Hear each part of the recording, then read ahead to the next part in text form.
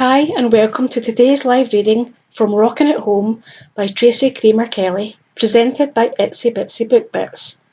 Prologue: A small town in Minnesota.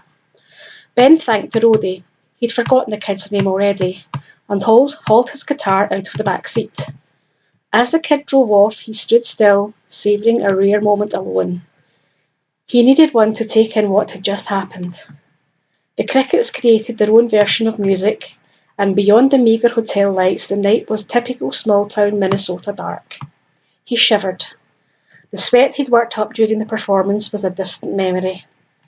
He'd already discovered the hotel elevator was slower than a snail, so he headed for the stairs. At least this hotel was clean, unlike the last one they'd been booked in, and he didn't have to share a room with any of the band members. Outside room 312 he paused. He was still buzzed from the performance, and even more so from his discussion with the talent scout. Cece was no doubt waiting for a full report. Was he ready to give it? He slid his access card into the slot. Cece Waters, K105 radio personality, and his pseudo-girlfriend, was seated in a faux leather chair, her feet propped on a desk, dangerously close to the ever-present can of Diet Coke. The TV was on, but she was focused on the computer in her lap. She dropped her feet to the floor when she saw him. Well, she set the computer on the desk next to the Coke. What did the scout say? He set his guitar case on the floor. He clasped his hands in an attempt to hold in the excitement coursing through him. Then he gave up and let the grin loose. He wants to book me for a 6-week tester tour on the West Coast. Cece squealed and launched herself off the chair and into his arms. The West Coast? She gave him a resounding smack on the lips. How soon? As soon as this tour ends, he said. That's fast. Ben sat on the bed and bent to unlace his boots. He said he could get me a deal with a label in Minneapolis in a heartbeat, but he thinks I should try this first. If I like the promoter and they like me, they have connections to get me an offer from a bigger label. I knew it, Cece bounced on the balls of her feet. I knew you were star material the first time I saw you play. You're too screwed up to be a star. Ben pushed the voice out of his head. Tonight was not the time to dwell on the things he'd done wrong. Cece stopped bouncing and studied him. What's the catch? He rubbed the back of his neck. She knew him well, and she'd push him until he had an answer. I have to give up the guys. The idea of leaving everything and everyone behind was both exhilarating and anxiety-producing. Cece gave him a sympathetic smile. I'm sorry, Ben. I know you're tight with the band. This tour would also take him even farther away from his daughter. He wanted to be around when, he refused to think if, his soon-to-be ex-wife allowed him to see her. And there's Ruby. Cece straddled him right where he sat on the edge of the hotel bed. Look at it this way, she said. A lawyer wants to see that you have a job and can provide for Ruby. A deal with a label, any label, will get you that. He slid his hands into her back pockets. You're awfully convincing, you know that. Uh-huh. She kissed him. I prefer persuasive. She kissed him again, more passionately this time. You're going to kill that tour, Ben. His hands wrapped around her waist, his body reacting out of habit more than anything else as he kissed her back. She rocked her hips forward and dropped her voice to a rasp. How badly do you want it? It was a double entendre and he knew it. Her tongue snaked out to trace his lips, then dove into his mouth. His fingers tightened on her hips. Oh, I want it, he said. Performing in front of a crowd always gave him a high he'd never found anywhere else, not even from alcohol, or even sex. The kiss turned more urgent as she worked her fingers under his shirt. She spoke between kisses as she yanked it over his head. You're going to be so good at it. I thought you didn't want to screw me, he murmured. She smiled at her own words from months ago. A girl can change her mind. Cece had changed her mind many times since they'd met at Ace's bar. Ben didn't mind their no-strings, friends with benefits arrangements. It worked fine for him.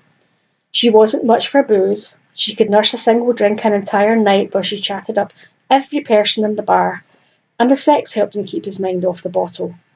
There was only room for one girl in his heart, and that was Ruby.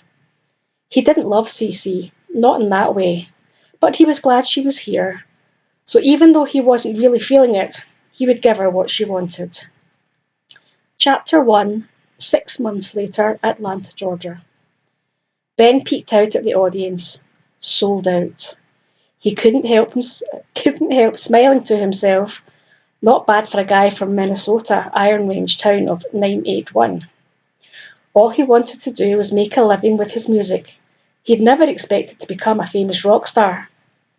But apparently he was. According to his agent, Benjamin Lawson was the hottest up-and-coming musician in LA. He'd gone from festivals to small clubs to opening for bigger names to his own tour in less than a year. Sometimes he couldn't believe he was the Benjamin Lawson that appeared on the celebrity blogs and magazine covers. Already, one of the roadies held up his hand to indicate 1 minute, and a familiar rush of nerves swept through Ben. He glanced at his keyboard as Chandler, the only original band member he'd managed to talk the label into keeping. Chandler gave him a curt nod and then disappeared onto the dark stage. The drummer started the beat, and Chandler started to build up on the keyboard. By the time Ben got on the stage, they would have the fans screaming for him. That was crazy, Chandler said as he and Ben threw themselves into the limo. The driver hit the accelerator even before the door closed. As the last two off the stage, Ben and Chandler had to run while security guards tried to hold the fans back. People were streaming out of the concert hall, some even slapping their hand on the limo as it picked up speed. Across from Ben, his manager had his phone to his ear. Set it up for day after tomorrow. The sooner we get someone for him, the better. He snapped his phone closed. Ah, Lauren, that's sweet of you, but I think I can get my own someone, Ben said, already thinking about all the sexy women at the after-party who could help him come down from his performance buzz. He could have his pick. Chandler cackled, but Lauren scowled at them. I'm talking about a personal assistant, not a sex partner. He pointed at Ben. You're doing too much screwing around. It's going to get you in trouble. Oh, come on, Lauren, Chandler said. He's working his ass off. Let them enjoy the spoils. Lauren's scowl deepened. Just stay away from the booze, he said, and use protection. Chandler howled with laughter, but Ben frowned. Why did Lauren have to remind him about the alcohol? You could just say, great job tonight, and leave it at that. Lauren sat back in his seat. He folded his arms across his chest. Great job, he deadpanned. Ben's phone chirped before he could even think of a response. He glanced at the screen. It's Cece. Put her on speaker, Chandler said. So he did. Hey, babe. Ben! Cece's radio voice filled the car. Where are you? Atlanta, he said. We're in the limo, just left the gig. Headed for the after-party, baby, Chandler pumped his fist. Let me guess, she said. Shower first? Ben laughed. When he performed, he often came off the stage dripping sweat, and that was a serious turn-off when it came to sexual partners. Of course, she knew that already. She sighed. I'm jealous, but happy for you, of course. Couldn't have done it without you. Ben was thankful they had been able to remain friends. Oh, flattery will get you everywhere, she said. Heck, you don't even need flattery. Do you realise you're being compared to Rick Springfield? He did know. It's crazy, huh? He said. Love that guy's music. You should do a cover of Jessie's Girl, she said. When you're in concert, you could replace the name Jessie with some random fan name. Make a contest out of it or something. That's actually a good idea, Chandler said. The PR people would eat that up, Ben said. I'll check into it.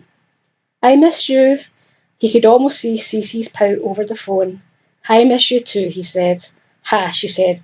I doubt that. How many women have you shagged since you left Minnesota? Chandler laughed. Cece, your language shocks me, Ben said with mock outrage. Come on. With your good looks and the cash of being a rock star, she said. You've got them lined up, I'm sure. Okay, I confess. He couldn't help grinning. I've met some interesting women. More than met, Chandler chimed in. I heard that, Cece said. Oh, you bad, bad boy. There was a pause, and then she sighed. I do miss the sex. Cece had never been shy about sex, and had always been complimentary about his contributions in that regard. But this was a surprise. Surely she wasn't rethinking their friend status. The last time they'd been together that way was in November, when she'd been his date for his brother Jamie's wedding. That was also the last time he'd seen his daughter. It had been Ruby's second birthday. Even the icy reception from his ex-wife couldn't dull the joy of seeing Ruby. As it often did when he thought of his daughter, his chest started to ache. Ignoring Chandler's look, he took the phone off speaker. Surely you've got your own pick of the litter there in Minneapolis. CC had moved on too. Their partnership had helped her make a move in the radio station to a much bigger market. She sighed. It's not the same.